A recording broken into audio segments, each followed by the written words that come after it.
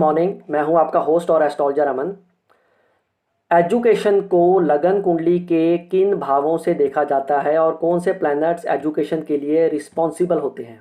जब भी एजुकेशन को लगन कुंडली से D1 चार्ट से देखना हो तो केवल 5th हाउस या 9th हाउस मत देखिए। एजुकेशन के लिए फर्स्ट हाउस और उसका लॉर्ड यानी कि लगन और लग्नेश, उन दोनों की स्थिति अवश्य देखिए, क्योंकि लगन हमारी पूरे माइंड, पूरी बॉडी को दर्शाता है।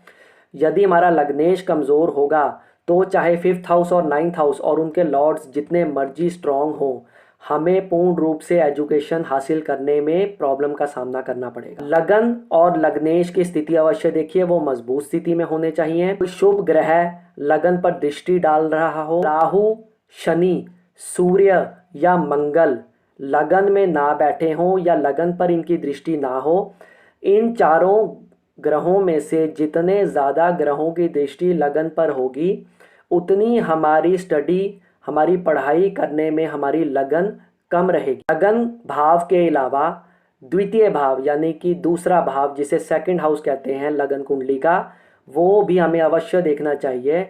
दूसरे भाव से चाइल्डहुड में ली हुई, प्राप्त की हुई एजुकेशन के बारे में पता लगता है। बचपन में जो एजुकेशन हम लेते हैं यानी कि प्राइमरी एजुकेशन, 8th क्लास तक की जो एजुकेशन है वो हम सेकंड हाउस से देखते हैं। सेकंड हाउस में यदि राहु, शनि, सूर्य या मंगल बैठे हों तो ऐसे में अर्ली चाइल्डहुड एजुकेशन लेने में प्रॉब्लम का सामना करना पड़ता है। और इसी के साथ इन ग्रहों की दृष्टि हो या तो दूसरे भाव पर या ये ग्रह दूसरे भाव में खुद बैठे हों। सेकंड हाउस के अलावा हमें 4th हाउस और 4th हाउस का लॉर्ड, चौथा भाव और उसके स्वामी ग्रह को भी अवश्य देखना चाहिए।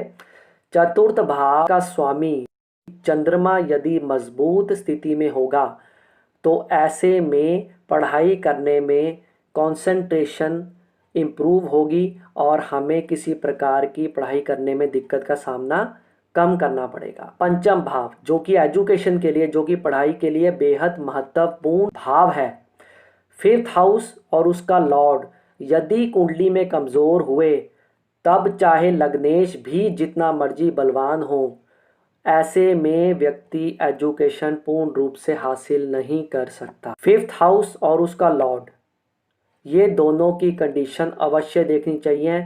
अच्छे भावों में बैठे हों, मित्र राशि में हों, स्व राशि में हों, सम राशि में हों। यदि राहु, केतु, सूर्य, मंगल या शनि पंचम भाव में ना बैठे हों या इनकी दृष्टि जितनी कम पंचम भाव पर और पंचमेश पर होगी उतनी विद्या ग्रहण करने में रुचि रहेगी और आसानी होगी। 9th हाउस पंचम भाव से पंचम है। पंचम भाव से गिनने पर 9th हाउस पंचम भाव बनता है। ऐसे में 5th हाउस के पूर्ण रिजल्ट्स जानने के लिए 9th हाउस और उसके लॉर्ड की पोजीशन देखनी बेहद ज़रूरी है। हायर एजुकेशन ग्रहण करने के लिए 9th हाउस और उसके लॉर्ड का मजबूत होना बेहद ज़रूरी है।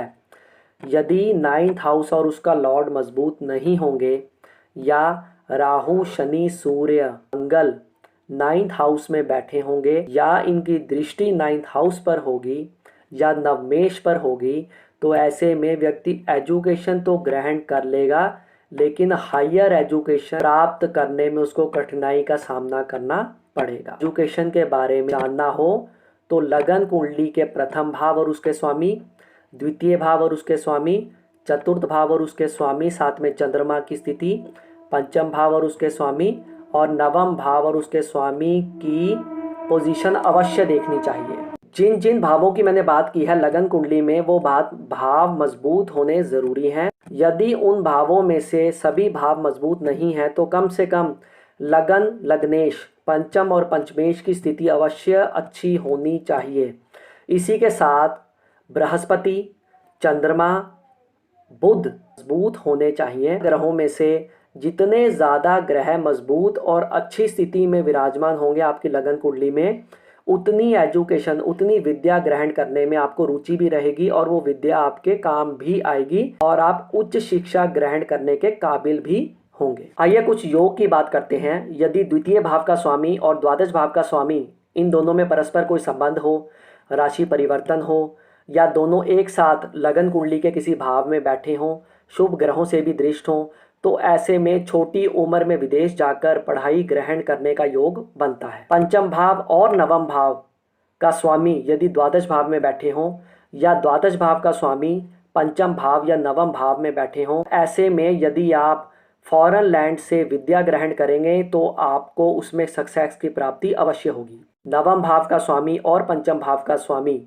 अष्टम भाव में हो, और अष्टम भाव का स्वामी नवम भाव या पंचम भाव में हो, या इन तीनों भावों का स्वामी आपस में राशि परिवर्तन कर रहे हों, तो ऐसे में आपको खोज भी मेडिकल लाइन में जिसमें सर्जरी का इन्वॉल्वमेंट हो, ऐसी फील्ड में जाने से आपको सक्सेस की प्राप्ति हो सकती है। यदि नवम भाव का स्वामी वक्री हो और कुंडली के किसी शुभ भाव में बैठा हो, तो आप निश्चिंत हो जाइए, आप बहुत अच्छी हायर एजुकेशन इजीली प्राप्त कर सकेंगे। यदि आज की वीडियो इंटरेस्टिंग लगी हो तो लाइक ज़रूर कीजिएगा, और इस वीडियो को अपने फ्रेंड सर्कल में शेयर भी अवश्य कीजिएगा।